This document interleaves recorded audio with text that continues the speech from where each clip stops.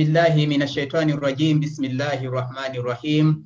Alhamdulillahi rabbil alamin wa salatu wassalamu ala rasulillahi Muhammadin wa ala alihi wa sahbihi ajma'in wa ba'd. Assalamu alaikum wa rahmatullahi wa barakatuh, and welcome to the second session. Alhamdulillah, we completed the first one.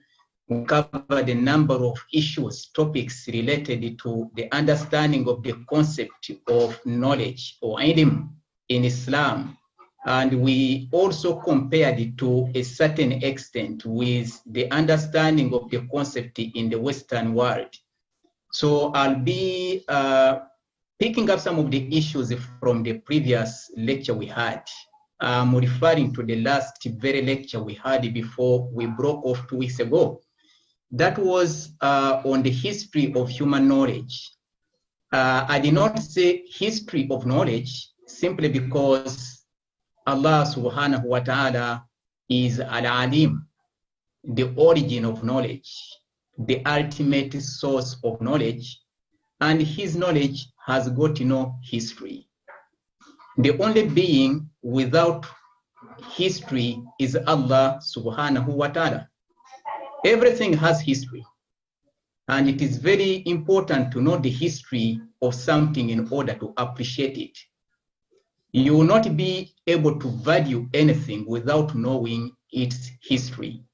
That is the reason why in the Western political thought, when they talk about the civil society and the formation of what we call the civil society in which we live today, they start by describing what was there before the civil society came into being. And they talk about the so-called state of nature where there was no any law to regulate human actions apart from the so-called natural law. And different views, of course, are there regarding the description of that particular state of affairs. But what they intend to convey to us is actually, they want to highlight the need for a civil society, the need of the law. We need a law, we have to appreciate it. So the law is not there to restrict us, but actually to protect us and so on. So when you don't know the history of something, you don't value it.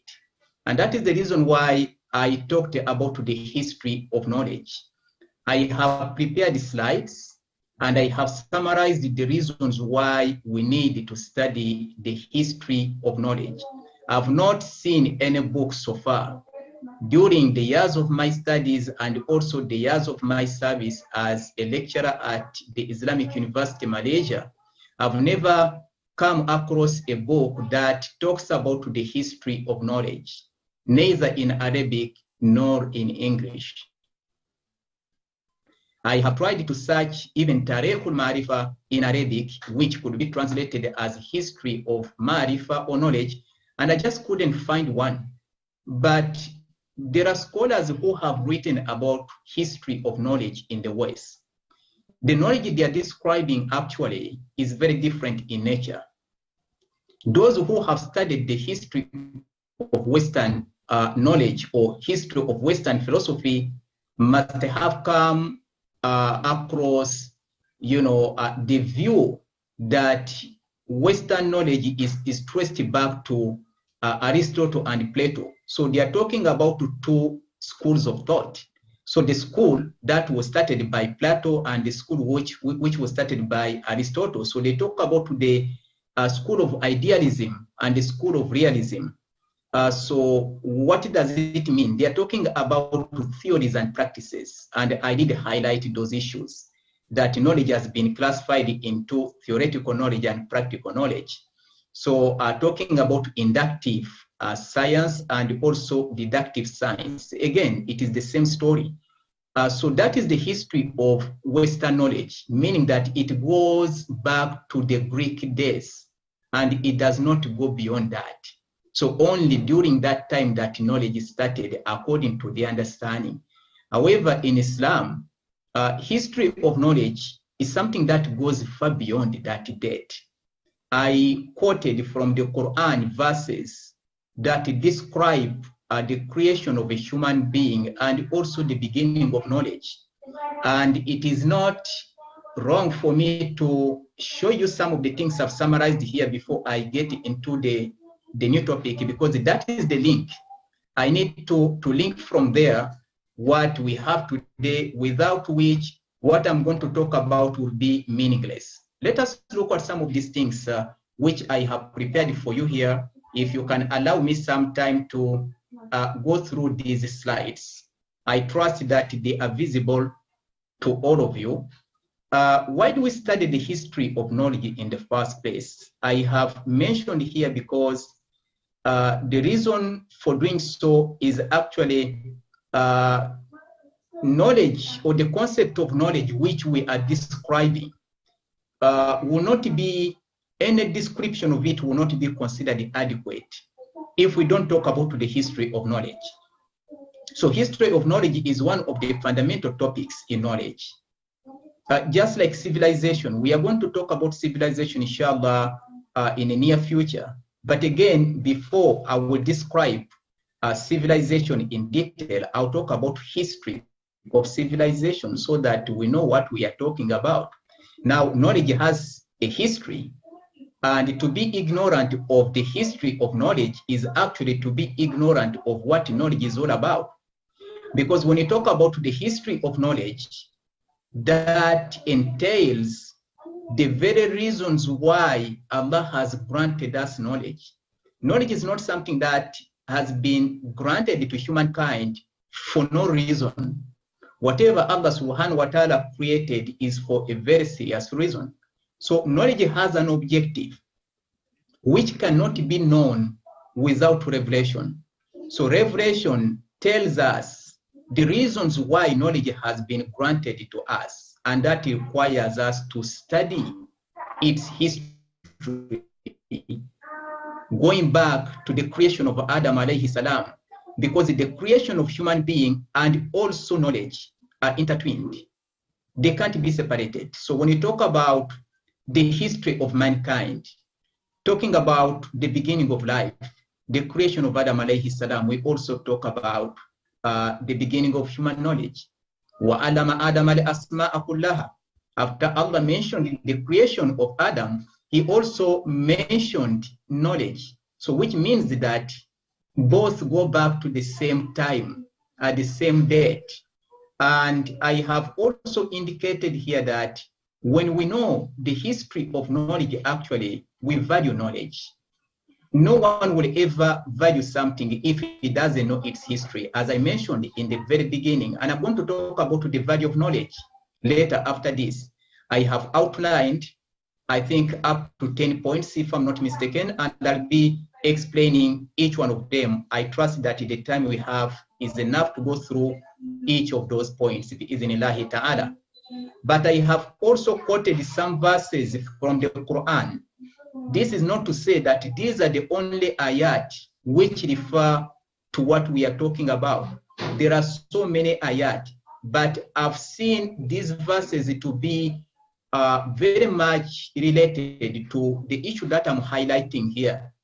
One of the ayat I've quoted is from Surah Al-Insan, in which Allah subhanahu wa ta'ala is asking, and he does not want a response from us. It is left to us to deliberate upon, is left to us to reflect upon. He says, هَلْ أَتَى عَلَى الْإِنسَانِ حِينٌ مِنَ الدَّهْرِ لَمْ يَكُنْ شَيْئًا مَذْكُورًا إِنَّا خَلَقْنَا الْإِنسَانَ مِنْ نُطْفَةٍ أَمْشَاجٍ نَبْتَلِيهِ فَجَعَلْنَاهُ سَمِيعًا بَصِيرًا. So until the end of ayah 3, where he says, إِمَّا شَاكِرًا وَإِمَّا كَفُورًا. So the message which is actually conveyed in this verse is that there was a time when we were not in existence. And because we were not in existence, human knowledge was not in existence. So our existence, or the beginning of human life, that was also the beginning of knowledge. You all know that Adam alayhi salam did not go through the process of development which every one of us goes through in our mother's womb. spending 9 months in the womb, and then, you are breastfed and you start to realize what is around you. Your intellect develops in stages and so on. You start to understand what is around you, attempting to interpret them, to understand them, and so on. Adam's understanding was right immediate. So his knowledge was right immediate. So what it means is that the breathing of the ruh into Adam alayhi salam came with knowledge. So knowledge brought that knowledge with it, which was granted by Allah subhanahu wa ta'ala. So the moment Allah breathed the ruh into Adam alayhi salam, Adam was able to tell the names of the things. And I did highlight a number of issues on the basis of those verses in Surah Al-Baqarah, ayah 30 to ayah 33, if not 34. I will not go through those things again. For those people who missed, maybe in future, I will make a reference to those verses, inshallah, when we talk about maybe the purpose of knowledge and so on. But there is another thing that I have indicated here, apart from this verse in Surah Al-Insan. Let me come to that. This is here, the second slide. وَاللَّهُ أَخْرَجَكُم مِّن بُطُونِ أُمَّهَاتِكُمْ لَا تَعْلَمُونَ شَيْئًا وَجَعَلَ لَكُمُ السَّمْعَ وَالْأَبْصَارَ وَالْأَفْئِدَةَ لَعَلَّكُمْ تَشْكُرُونَ. Again, this describes the history of human knowledge, that Allah brought us from our mother's womb. He brought us out of the womb when we did not know anything, But what he did was to grant us the ability to listen, to understand, and to see. Three things are referred to here. So the ability to listen and understand, the ability to see and reflect, understand what we see. So reflection and understanding, this is what the fu'ad is doing, wal af'ida. And Allah subhanahu wa ta'ala calls it af'ida, which is the plural for fu'ad. Whereas as-samu, it appears in the singular form. وَجَعَلَ لَكُمُ السَّمْعَ وَالْأَبْصَارَ. Whereas when it comes to the abswar side, it appears in the plural form, وَالْأَبْصَارَ. But hearing appears in the singular form. And the fu'ad, which is actually the faculty of understanding, reflection, analyzing the things that we see, digesting them, making sense of what we see, and so on, appears in the plural form for several reasons. I may not be in position to give you the reasons why Allah subhanahu wa ta'ala has used the as-samu in the singular form and al-absar in the plural form and af'ida in the plural form, because of the limited time we have. And this is not supposed to be the focus of our discussion, but because it lays a background for the discussion that we are going to have after this. So the subsequent discussion is directly based on the history of human knowledge. The reason why Allah tells us about, our creation, that, we didn't know anything, and then he granted us the abilities to listen, to see, to understand, is actually to recognize him, to know that he is the ultimate source of knowledge. He is the one who has taught us. Not to be proud of what we know. Pride is one of the diseases we suffer from. The higher we go in terms of understanding and reflection, the more arrogant we become. Knowledge has made so many people arrogant. As I did mention before, the objective of seeking knowledge is not actually to be arrogant, to raise oneself above others, but instead to humble oneself. So a alim is the one who knows where he belongs. It is very important to know where we belong. We all belong to the earth. مِنْهَا خَلَقْنَاكُمْ وَفِيهَا نُعِيدُكُمْ وَمِنْهَا نُخْرِجُكُمْ تَارَةً أُخْرَى. That we belong to the soil. That is the level, down to earth. So knowledge is there to make us actually know or even understand and realize that we don't belong to where we feel we belong, but actually we belong to the soil, the same level where everybody is. So when you don't see your superiority over others, That is actually what ilm is there to provide. So ilm is not to create arrogant human beings, but to humble human beings. And that is the reason why we need to know the history of our creation. We need to know the history of the knowledge that we have, that there was a time when we were not in existence. For this reason, nobody even talked about us. That was not part of the discussion. We were not part of knowledge that people acquired, that, you know, our names were mentioned before we came into life. But there are some individuals whose names have gone down in history simply because of the achievements they have made. Before they came into being, nobody mentioned them. And the Quran mentioned that Lam yakun shay'an madhkura. He was not mentioned anywhere. The only human being who was mentioned before he came into life is Muhammad sallallahu alaihi wasallam. That is made very clear in the Quran. The previous prophets, or the prophets who preceded him, conveyed to their people that there shall come a prophet by the name Muhammad. That has been indicated. Isa alayhi salam conveyed the news to Bani Israel that another prophet was to come by the name Ahmad. So the name was known and he was, you know, being awaited. But all of us, nobody ever mentioned us before we came into life. We were in Dahar, you know, a time or a period where nobody, you know, knew anything about us. So we came into life, and that was a humble beginning. So talking about the history of knowledge is to talk about the humble beginning we have had and to know where we are today. So you know that at one time you did not know anything.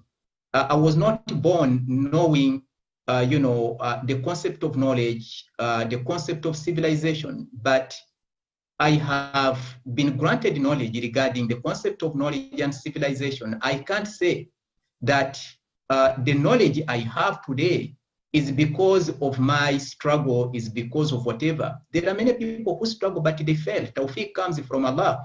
We all struggle, but we know that the one who teaches and guides is Allah subhanahu wa ta'ala. So the reason for knowing the history of knowledge, the most important reason here actually is to appreciate Allah after knowing that we are actually very, we are nothing in terms of knowledge. We know nothing. وَأَلَّمَكَ مَا لَمْ تَكُنْ تَعْلَمْ وَكَانَ فَضْلُ اللَّهِ عَلَيْكَ عَظِيمًا. Allah says, and I taught you what you didn't know, and my favors upon you are great. So knowledge is one of the favors of Allah subhanahu wa ta'ala, which needs to be appreciated, and it is something that we have to value. After looking at all these things, I come to our topic today, which is actually on the significance of knowledge, the value of knowledge. Everybody knows that Islam has stressed the importance of knowledge more than other religions we know. And there is no civilization which has actually stressed the importance of knowledge more than the Islamic civilization.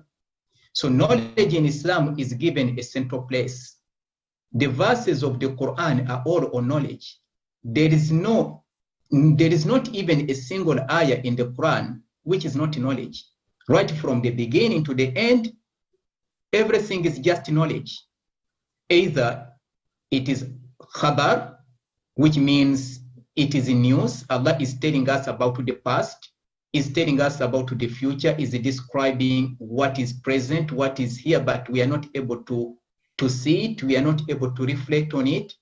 So it is a khabar, just as he says, ثُمَّ رِجِئِ الْبَصَرَ كَرَّتَيْنِ يَنْقَلِبُ إِلَيْكَ الْبَصَرُ خَاسِئًا وَهُوَ حَسِيرٌ, where he tells us to look more than once. And I did mention before that knowledge requires observation. But what kind of observation? Repeated observation. It is repeated look. You don't look once. The Quran demands that you look karratain, ثُمَّ رْجِئِ الْبَصَرِ, and it is not limited to 2 times. You are free to look the number of times you decide, provided that you are able to acquire more knowledge. If you're not content look again. There's no limit to that. The more you look and observe, the more you know something. There are things that we don't really appreciate, even situations that we abuse. But when you look back and you reflect on that situation, you will actually appreciate that Allah subhanahu wa ta'ala put you in that situation. You will see the beauty of it because you have looked more than once. When you look once, you will just hate the situation. So you want to appreciate Allah for it. So it is very necessary to always look back more than once so that you are able to see the beauty of everything Allah creates. There's nothing which is not granted beauty by Allah subhanahu wa ta'ala. Every situation has its beauty to appreciate. And we need to appreciate the beauty of every creation of Allah subhanahu wa ta'ala. So knowledge is something that has received a kind of attention in Islam more than anything else. And the points that I have collected from my understanding based on the verses of the Quran and also based on the readings of whatever has been written, these things I've written are not based on any book. This is my own ijtihad initiation on the basis of what I understand. You are free to accept it or to reject it. But I'll try to support each of these points with ayah or some information to make it very clear. Let us look at the next page to know how many points we have. These are, I think, around 6 here. So 6 plus 5, so 11 points. These are quite a lot, actually, within the time that we have. We shall not be able, of course, to go into each and every detail. But let me firstly highlight a few issues before I show you some of the slides I have prepared for you. On the basis of what I have written, I have completed the book, actually, describing the concept of knowledge and civilization. Alhamdulillah. I'm yet to submit it to our brother Shahlan to go through another process to be published soon, bi-iznillahi ta'ala. But this is one of the topics that I enjoyed writing about.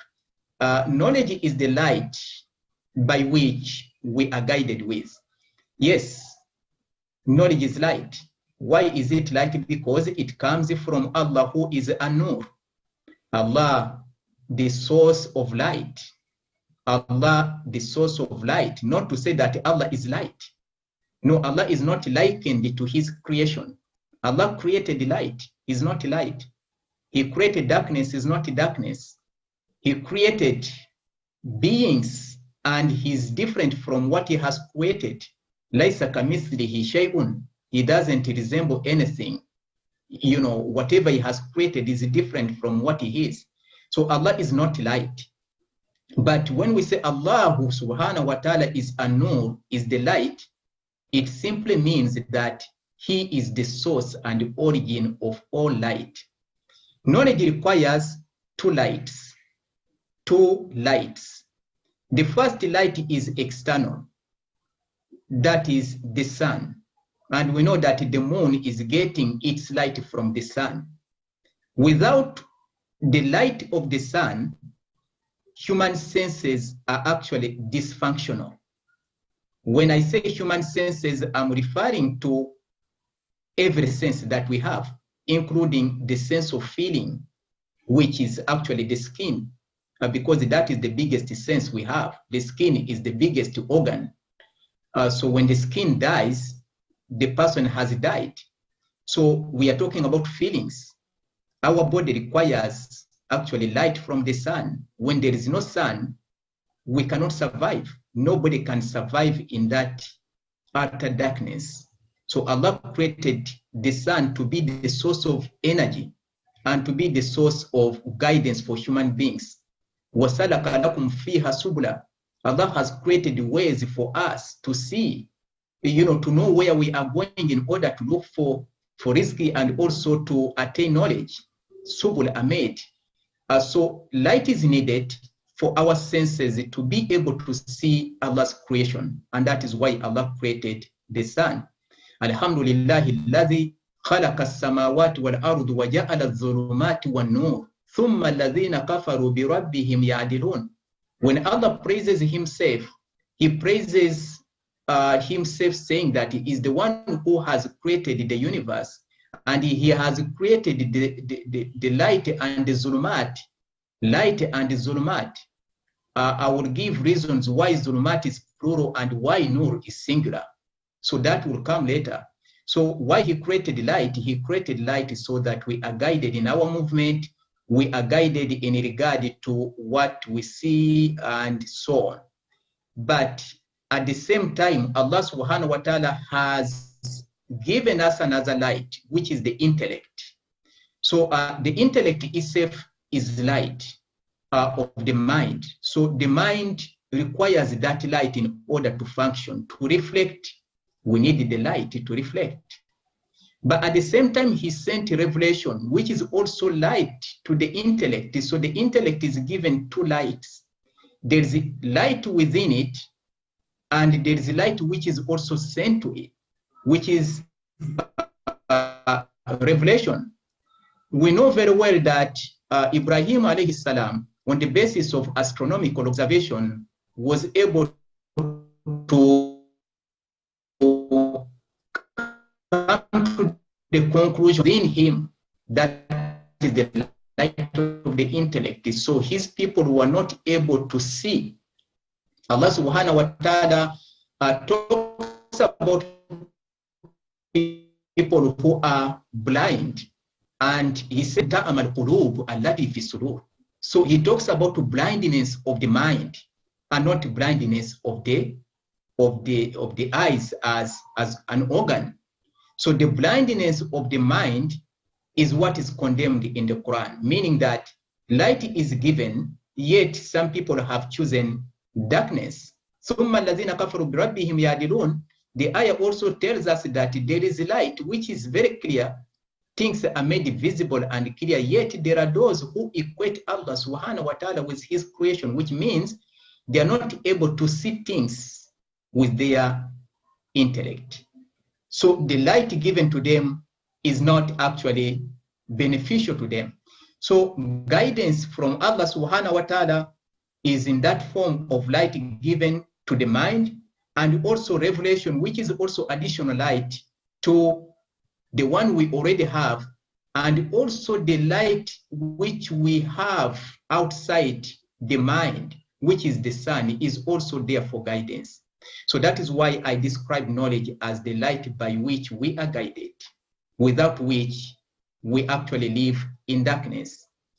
And the verses of the Quran are also very clear on this.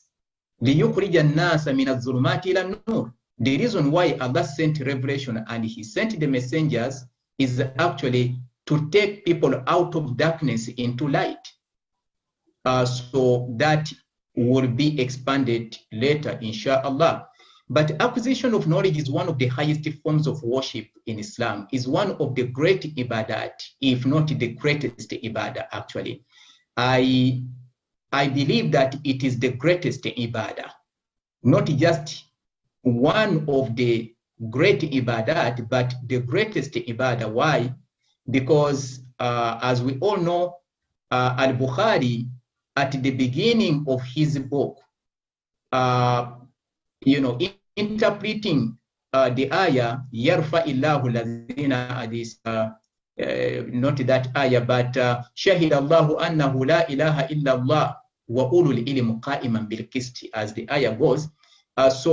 Where Allah tells us that himself, Allah, and of course the malaika and those who have knowledge are the witness to la ilaha illallah. So Allah himself is a witness number one, witness number two are the malaika, witness number three are the ulama. So Imam al-Bukhari, commenting on that ayah, he came to the conclusion that al-ilmu qabla al-amal, knowledge precedes action.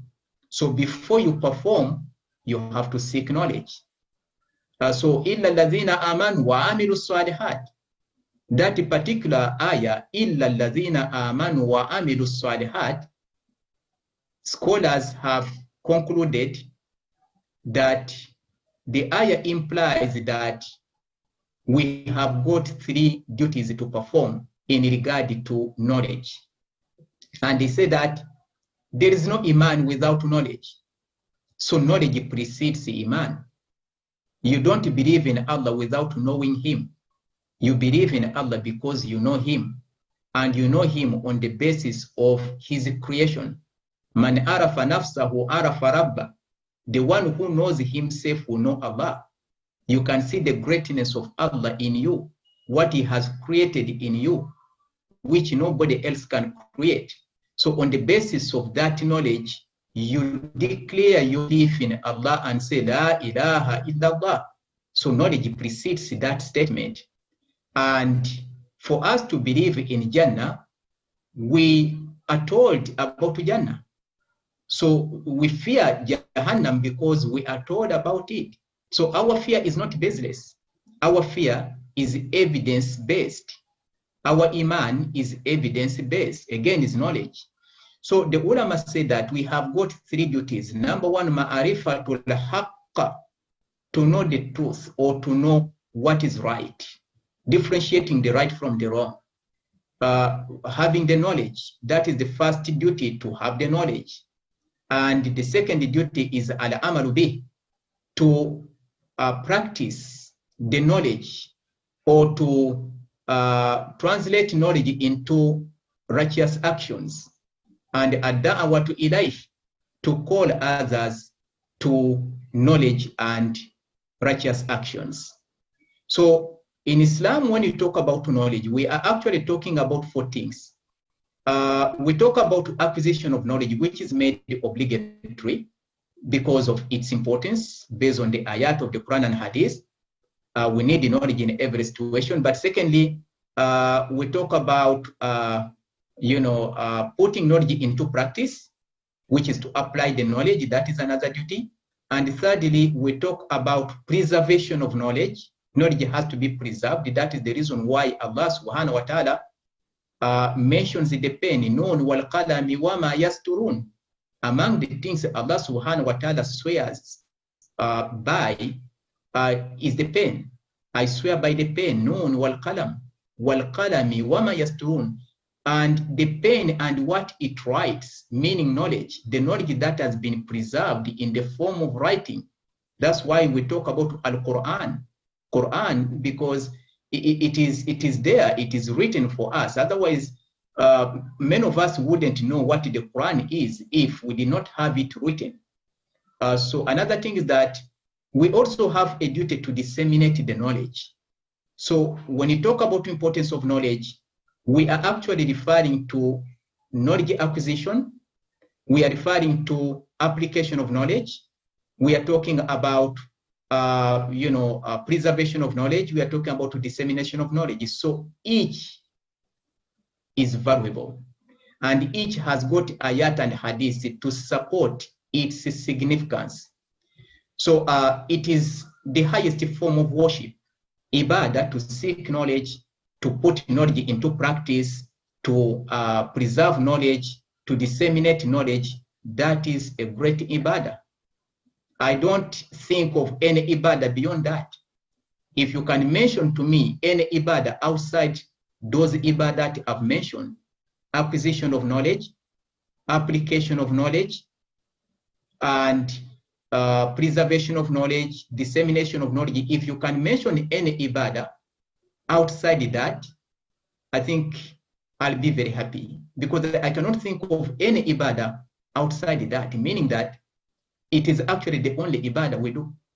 All our ibadah is either seeking guidance or translating that into action, or is about conveying it to other people, or it is about preserving it. That is the ibadah we are here to do. But knowledge is an illuminator and protector to the intellect. Of course, as I have mentioned, the intellect requires illumination. Otherwise, it remains in darkness. And when the intellect is in darkness, it is not able to perform its functions. The functions of the intellect were highlighted in the previous lectures. I did mention that the intellect is there to analyze what the senses bring in.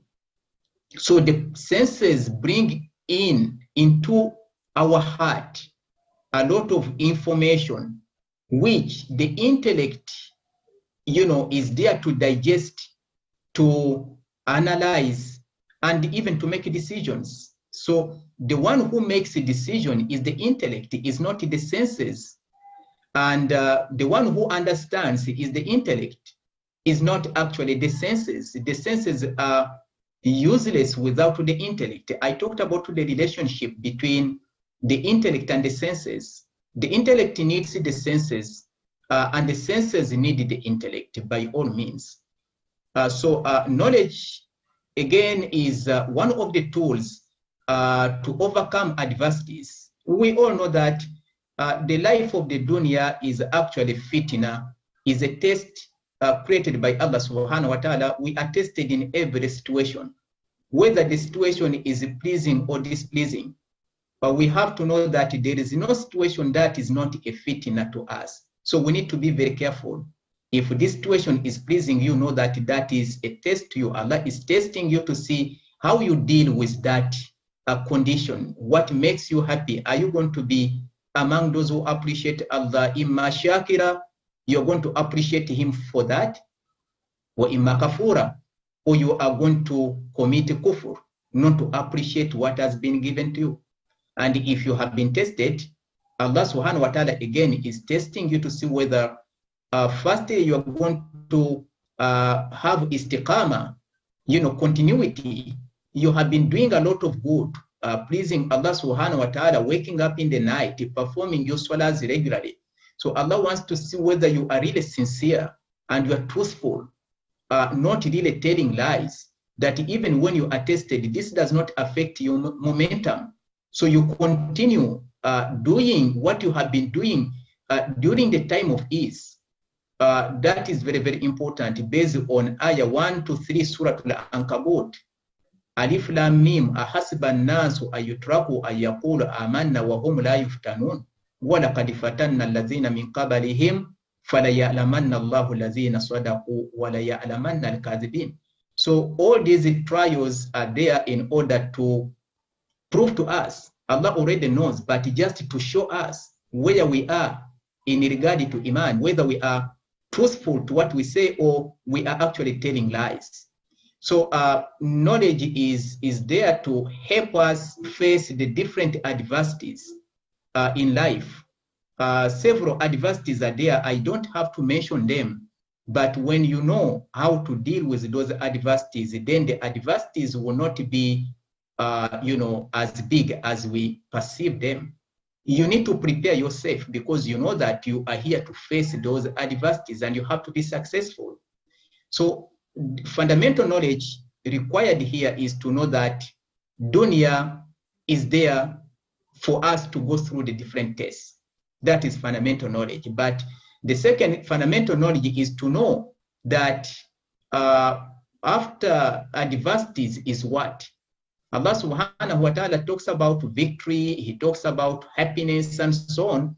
He talks about al-fawz, later after this life. So you know that, well, these adversities are not going to be brought to the hereafter life. They are just here. So I have to face them patiently. And after these adversities, I'll be happy. That is knowledge. Because you believe in akhirah. So with that knowledge, you are able to face the adversities in life. You don't end your life because of adversities, because then you don't see the light at the end of the tunnel. So to see that light at the end of the tunnel, you need to have the knowledge. Only then you'll keep on moving until you are out of these adversities. And the stories of the prophets have been mentioned to us in the Quran, so that we know that we are actually, nowhere as compared to the adversities they faced. We know the story of Ayub alayhi salam. So his wife asked him, why don't you ask Allah subhanahu wa ta'ala to lift this kind of trial that you are going through? You have suffered enough. Ask him to take away the musibah. You are a prophet, your dua is mustajab. He didn't ask Allah to take away the musibah. Instead, he asked his wife, and this is knowledge. This is history. That's why I talked about the history of knowledge, referring to to what is already gone, the past. He asked her, how long did we enjoy afia? How long did we enjoy afia? The years of afia, the years when we were protected from the musiba, the years when we did not suffer illnesses, the years when we did not lose anything. How many years? She responded saying, Sitina sana. There were 60 years. So 60 years, we did not face any problem. We were happy. Then he said to her, the proportion of my suffering to that happiness is actually nothing. If you're going to consider the proportion, the years of suffering as compared to the years of happiness, this is just nothing to me. So I have to go through this patiently. Why? Because, of course, as we know, inna fi dhalika la ayati likulli sabarin shakur. I did mention this ayah before, and this ayah has been repeated at least 3 times in the Quran, and it means that in whatever happens is a lesson for those people who are sabarun shakur. They are so patient, but they are very appreciative. So a believer knows that Iman is not complete without shukur and without sabr. So each one is actually half of the Iman. And when you have that knowledge of that reality, you are able to face the adversities patiently. So that is the knowledge I refer to. Knowledge is the foundation of Islam. Yes, this is very clear, and it is made very clear in the Quran. Iqra bismi rabbika allazi khalaq was the first verse to be revealed. Those first verses of the Quran, I read them before, and I highlighted a number of issues actually based on those verses. So the foundation of Islam is knowledge. Now, there is no Islam without knowledge. Islam is a knowledge-based religion, and the Muslim society itself is knowledge-based. And everything that we do, we talk about the systems, economic system, political system, are all knowledge-based. So the Islamic political system is knowledge-based. The Islamic economic system is knowledge-based.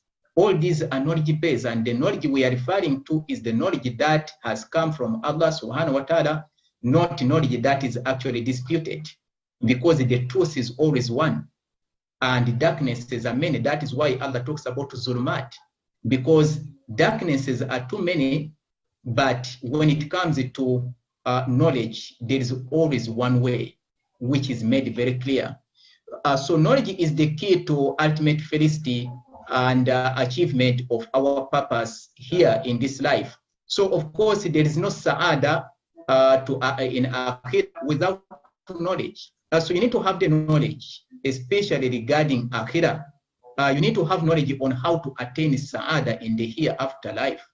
And you need also knowledge to know the very reason why you have been placed here. That is the reason why Allah says, وَعَلَّمَ آدَمَ الْأَسْمَاءَ كُلَّهَا, after mentioning that إِنِّي جَائِلٌ فِي الْأَرْضِ khalifa. So putting a khalifa without knowledge would mean what? We would be here like animals, knowing nothing but to satisfy our nafsu.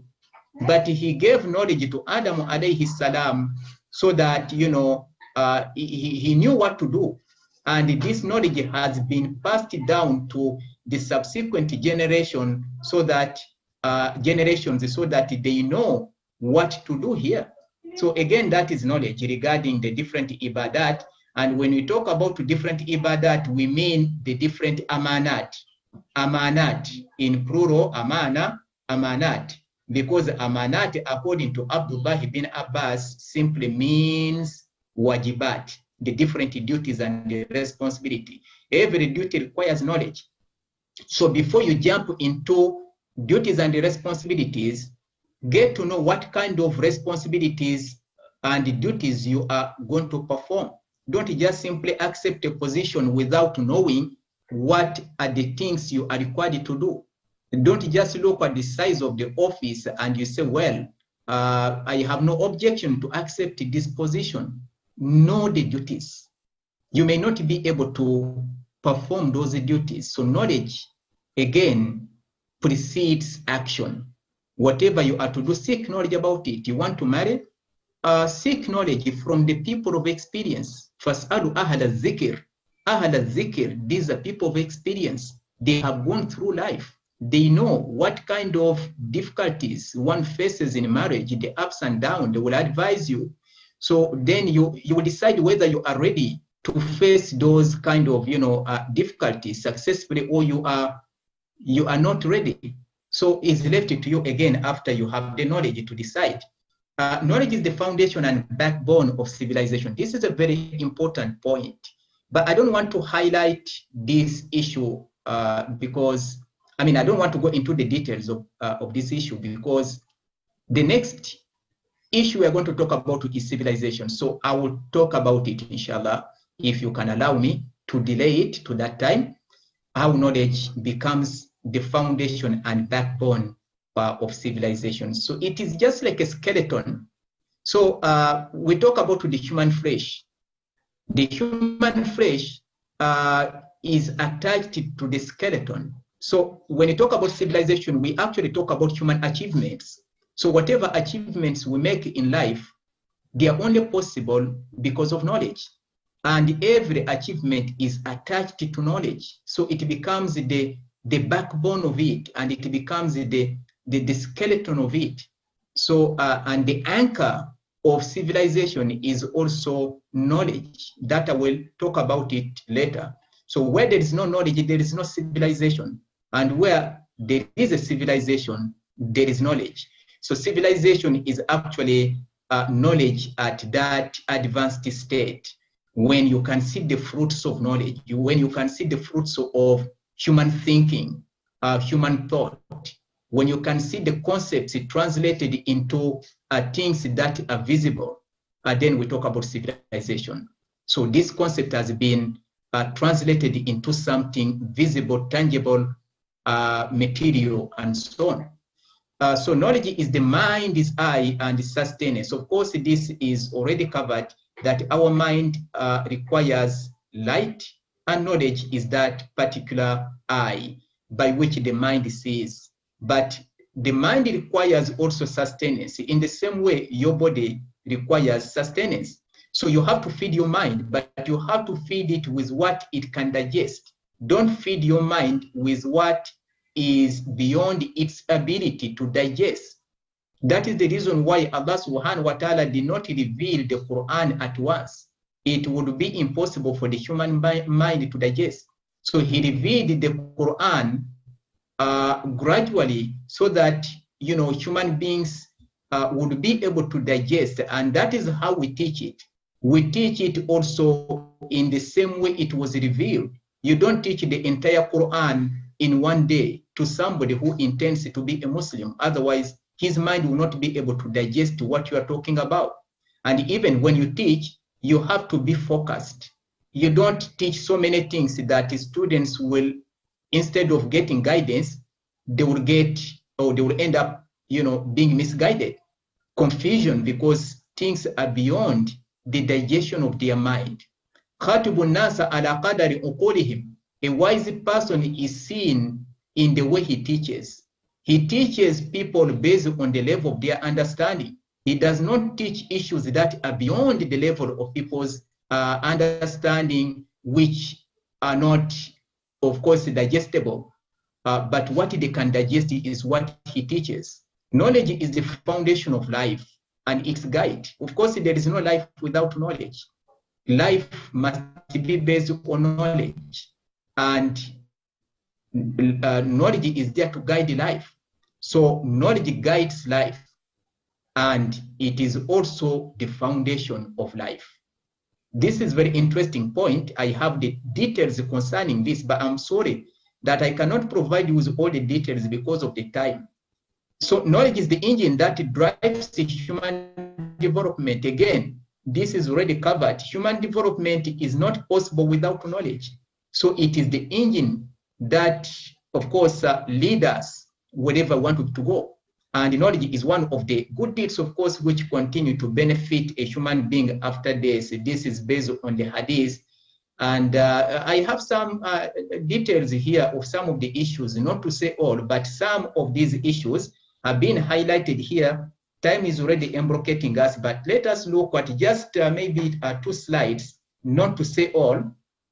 This is a very good comment by Abdurrahman Asadi in his tafsir. I trust that some of you have had a chance to look at the tafsir Sadi.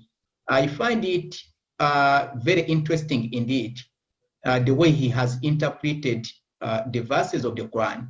So this particular ayah which I read before, Allahu nuru samawat wal ard, where is it?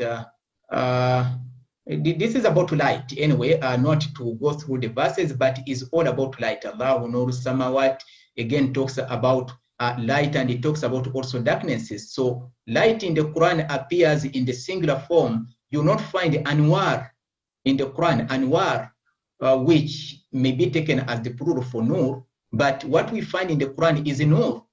So from Allah has come to you nur. And also we find zulumat. So even the Prophet said, as zulum zulumat yawm al-qiyamah, describing zulum as zulumat, different layers. Zulum are many. So Abdurrahman, Asadi, he says, you can always read the reasons why Allah subhanahu wa ta'ala mentions zulumat in the plural form. And he says, what you see here, I don't have to read it. I believe that everybody is able to read it. The multiplicity, plurality of darkness, but also talking about the singularity of light, which is again knowledge. So knowledge has to be, very clear, and it is something that everybody is aware of because it is guidance. So guidance is one. The prophets brought one guidance. They did not come with different guidance. That this one brought something that contradicted what was brought by the prophets before. No, guidance has been the same for all nations. Each nation has been guided towards the truth by Allah subhanahu wa ta'ala al-Hadi, and there is no nation which was instead misguided and then other nations got guided. So again, those are the reasons why. And Ibn Jawzi, again, when he commented on this, group of the Sufis in those days who abstained from knowledge, saying that, knowledge was not really so important, concentrating on the zikr without seeking knowledge and guidance. This is what he says, that it should be known to you that the first deceit made by Iblis against humankind is to keep them off knowledge, because knowledge is the main source of light. And if Shaitan succeeds to extinguish that lamp, of course, then, everybody will end up, getting lost, because darkness is there. Light has been taken away, so they will not know where to go. So again, this is a very good comment. I will not go far beyond this, but maybe this will be the last issue I refer you to. Suzy Kasim, she actually, she was born blind. She never had the chance to see the beauty of this world. And she, not only that she was born blind, but I think she was born also, with some other disabilities. I can't remember. I read her book. But this is what she says. She has described actually this kind of disability, not being able to see, not being able to listen, as one of the great, disabilities. And she has also told, no, this one is not Suzy Kasim, I'm sorry, that one is different quotation, that is after this. Suzy Kasim is a different one. So this Suzy Kasim has advised that every one of us should surround themselves with people who have knowledge. And he refers to knowledge here as candle. So you need many candles to see. The more the candles, the brighter it is. So with this, I will end because it's already time. I'm so sorry that I've not gone, into some details regarding other slides, but I have conveyed to you the message that I intended to convey today. And bi'iznillahi ta'ala, I will be continuing next week from where I have ended. Whatever has been left without being elaborated up, inshallah, will be elaborated in future. Because when you talk about the purpose of knowledge, again, we refer to the importance of knowledge. So some of the issues, inshallah, will be highlighted further, inshallah, in the topic, which is on the purpose of knowledge. Bi-idhnillahi ta'ala. Jazakumullahu kulla khair. Wassalamu alaikum wa rahmatullahi wa barakatuh. Waalaikumsalam warahmatullah. Thank you so much, Prof. Kabuye. I think we take only one question, a simple one, but maybe significant. From Brother Bassam Abdul A'la. Is there a gap between Islamic knowledge and Western knowledge? Isn't all knowledge from Allah subhanahu wa ta'ala? That's the question.